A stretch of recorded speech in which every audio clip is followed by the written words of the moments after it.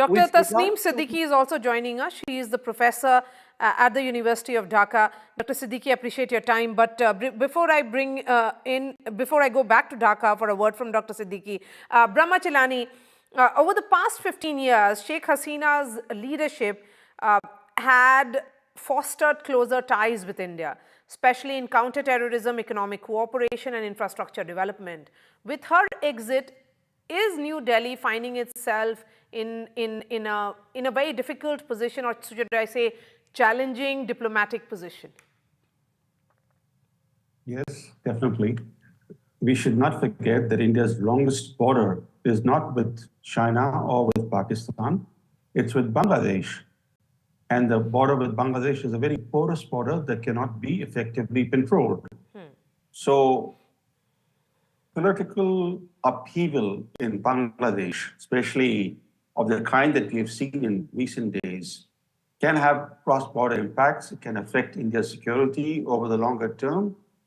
And the overthrow of the Hasina government and the return of the army to politics have put India's vital interests at stake, including the security of India's northeast, India's transit rights through Bangladesh, India's defense, security, and counterterrorism cooperation with Bangladesh, India's investments in Bangladesh, and India's cooperation with Bangladesh to control the illegal migration to India, including by the Rohingya.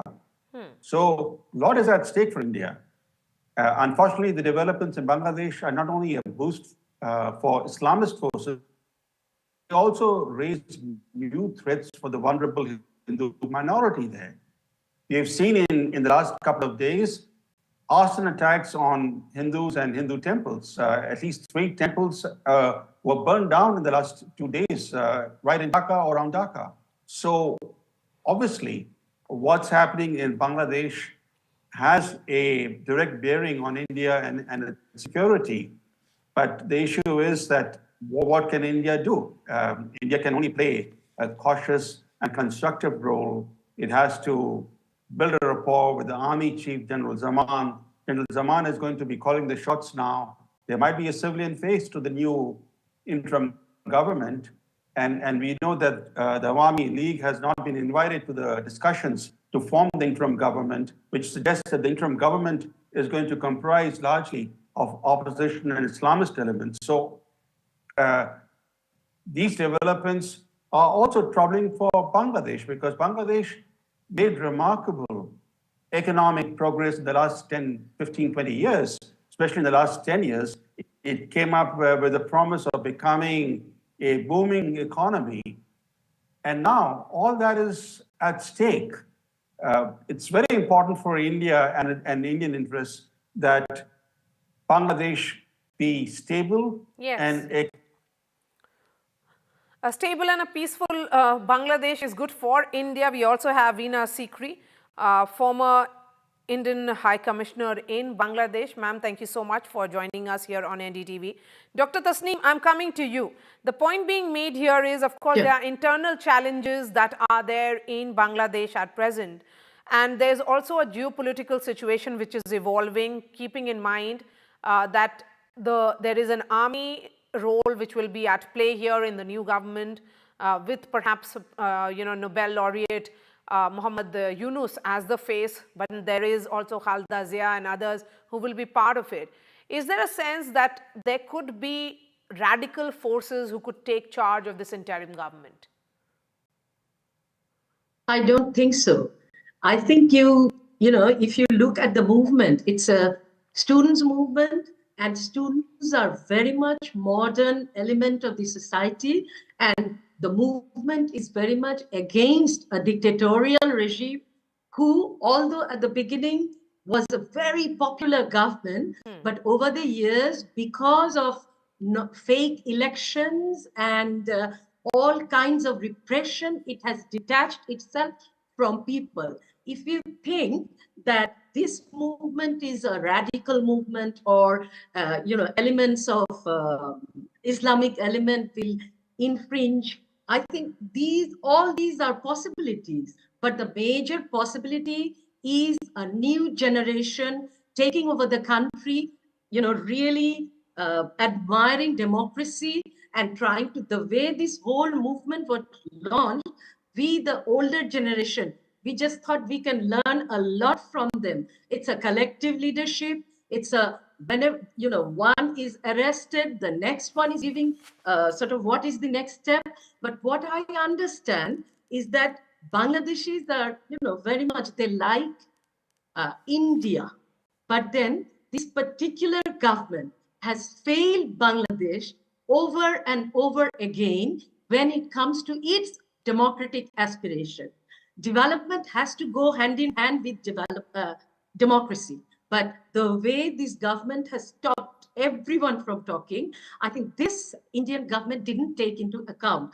If you just look at what this Krishan's foreign minister's statement, everything is about, you know, violence, breaking things, but he never mentioned that more than 400 students has been killed by this particular regime. And even before leaving, she just ordered that it has to, you know, just crush the movement by any cost. And it is the army, like, you know, it's not, again, another thing, that it is not an army government. It is the students who said that for the, you know, peaceful transition to a civilian interim government, army was the last resort to make a exit of Sheikh Hasina from the country. So I think India's interest won't be hampered when it is a positive democratic regime. So India can develop relationship with Bangladesh, not with one political party. Okay, that's an observation certainly, Veena Sikri, that India should have an equation or relationship with a country, not a particular regime. In the last 15 years, of course, it was with Sheikh Hasina. I agree with that fully, because India has always believed in every country of the world of having a relationship with the people of the country. Essentially, bilateral relationships are people-to-people relationships. And unless you have the strength of the people-to-people relationship, the political infrastructure that you want to build on that will not stand. So I agree with that. And we have always, I was in Bangladesh as High Commissioner when Begum Khalida Zia was the Prime Minister. And I used to meet her very often. I used to meet all the ministers very often. But I would meet people from other political parties as well, including Sheikh Hasina, who was then the leader of the opposition. So that is the role of every government and interest. But I am trying to say is something a little different. I agree with what Dr. Brahmacharani has said about the depth of the interaction that had been built up on the economic interaction, but also on the security issues. I think one of the big issues which have been a factor in the last decade and more, when Prime Minister Sheikh Hasina has been there, is her accepting India's red lines on security issues, whether it's the Northeast insurgent groups, whether it is the border situation, whether it is the need for the Border Security Force of India and the border guards Bangladesh to work together to meet these common interests and to prevent illegal migration and so on. So these are matters on security that were accepted by the Prime Minister Sheikh Hasina's government, and many matters on economic cooperation also. But these are all in the benefit of the people of Bangladesh as well. None of these issues are those which are only for India's benefit. Every issue that we have developed with Bangladesh, whether it is the present government, the previous government, or the one before that, have been of mutual benefit. The factor of mutual benefit has to drive every relationship with another country. Mutual benefit with mutual respect and understanding. So I think this is absolutely a given, and there's no question that we will, of course, deal with the Chief of Army Staff at the moment, or when the interim government is formed, and with the head of the interim government. This will all be there. But the concerns that are there, that have been expressed in India very widely, are something else. Of course, I heard very correctly what our colleague from Bangladesh said about the students' reform movement. But the students' reform movement was one on which Prime Minister Sheikh Hasina was in full empathy with, and she was the one who abolished the quotas for children of freedom fighters way back in 2018. So it's not as if the students were against the Prime Minister because she was preventing the quotas from being reformed. She not only abolished them in 2018, but when they were reinstated by the High Court in June this year, she went to Supreme Court, and in the Supreme Court case, some students groups were with her on that. So I think we have to look at the broader picture, and when we see the people, as you have shown in your visuals, demolishing the statue of Father of the Nation, Sheikh Mujib, are these the students? Because they all are very patriotic and they respect the Father of the Nation as much as we respect Mahatma Gandhi here in India. So I think that we have to see who is it that had taken over the agitation. I'm not denying that it was a quota reform movement in the beginning, right up till 15th of July. It was a completely peaceful movement. Even the police were there on the streets, but the movement was going on. That asking for it quota reform. actually When took this shape. sorry. Till it actually took this shape, leading to the exit of the Prime Minister. Yes, after 15th of July, because of the violence, we had all the political party student wings coming on the streets, complete mayhem, and then after that, it was just taken over. So Okay. I think we have to look carefully at that. Who is behind that? Are there other governments behind that? Is it, who is wanting Dr. Yunus to be Yes. there? Is it the Prime Minister with China that caused that? Because we've seen many student movements all across the world. very Ambassador often they Humayun take- Kabir has a take point. it out. Ambassador Kabir, India has had a very multifaceted approach to Bangladesh so far. Besides diplomatic engagement, it has been about humanitarian assistance, security measures. So the engagement has been at multiple levels. Is that something that you are expecting to continue in days and months to come, even with the new regime? Well, yes, thank you. Thank you very much. Just to add to what my dear friend Beena has said, the political parties were way behind the students. And when the student movement actually exploded, then we heard that political parties were first supporting morally, and then they say that, well, we would urge our people to also extend possible support. So I can assure you that it was an indigenous, student-led, and very creative kind of movement that we have seen in our lifetime. I have seen several of them, and I can tell you that this is a revolutionary time in Bangladesh. Try to understand the ground reality. And these students, the people, yesterday, millions of people were in Dhaka. It's not only the students, the people themselves, because after the series of killings, people got so angry. It is not about, then the issue didn't remain as a quota issue. It became an issue of justice. So the people came, all walks of life, people from all walks of life joined, and then it gave that. Yes, Ambassador Kabir, I'm looking at India-Bangladesh ties, and on that, I'll bring in Brahmachalani as well. Brahmachalani, the foundation for this bond has been built on shared history, cultural affinity, and geopolitical interests. But this has not been a relationship without trials. It has faced several trials in the past. Would you say that it's on trial again now? It's on trial every time the Bangladesh military gets involved in politics. In its over 50 years of independence, Bangladesh has had several military or military-backed governments. These governments were not well disposed towards India. So today, the military is back in the saddle as the country's de facto ruler, whether we like it or not. We can call it a revolution. But this revolution has come with the military returning after a number of years as the country's paramount political player. There was, during the Hasina period and before that, the military had gone back to the barracks. Now it's back in the saddle. This has implications not just for India. This has implications for Bangladesh, its future trajectory. Because the military's role should not be in the government. When the military plays a role in the government, it's always at the expense of the nation. So we should not forget that even though many Bangladeshis are celebrating rightly that this was a revolution, But this revolution has come at some cost. It's come with widespread looting, vandalism, and arson, including attacks on public infrastructure, hospitals being burned, ambulances being burned, attacks on the Hindu minority. On top of that, we have the army chief who has become the de facto ruler. There might be a civilian face, and obviously there will be a civilian face to the interim government. But the fact is that the army chief is now the Bangladesh's new de facto ruler. Is this good for Bangladesh? This is for Bangladeshis to decide now. Yes. But to just to say this was a revolution doesn't mean much, because the revolution has to deliver.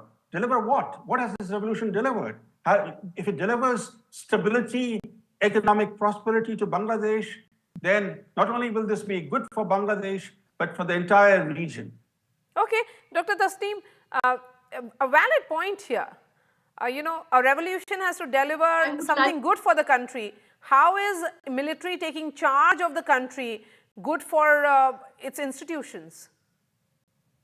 Military has not taken charge of the country. You have to be careful, because Bangladeshis are very much anti-military regime. So it is very much because Pakistan, the country broke, because it was one after another military rule and its military oppression. So in Bangladesh, Sheikh Hasina didn't leave any other opportunity of changing the government because of these fake elections. And that is why people, young ones, couldn't vote for 5 years, 15 years. So these young ones never voted. So you realize how much anger inside. And then economic development, story of economic development is a story. This is wonderful, and people has achieved that. It's not only government, it's people of Bangladesh who achieved that. But the problem is now the real income has been just half. Every product in the market, you have to buy in triple the cost. So the economic up and boom, what you said, has for the last 6-7 months, it's gone. And it is very much the debt that Bangladesh is into for this economic boom. And now the time has come for repayment of those loans, and the inflation has 3 times. So all these things you have to take into consideration. And instead of looking at that Bangladesh is in a trouble, it can't go into a good place, I would say India to help Bangladesh, to come and join our hand and help us how we can, like this vandalism no one likes. But then when people are angry, I don't say that this is good, but this has happened and immediately this should stop. The minority always, but then I would question, who is bringing in this minority issue? Who will benefit? There are fights with Awami League student militant groups, and they are the one in many places. And there are studies that during the Awami League period, the minority properties has been grabbed by the Awami Leaguers, but the mainstream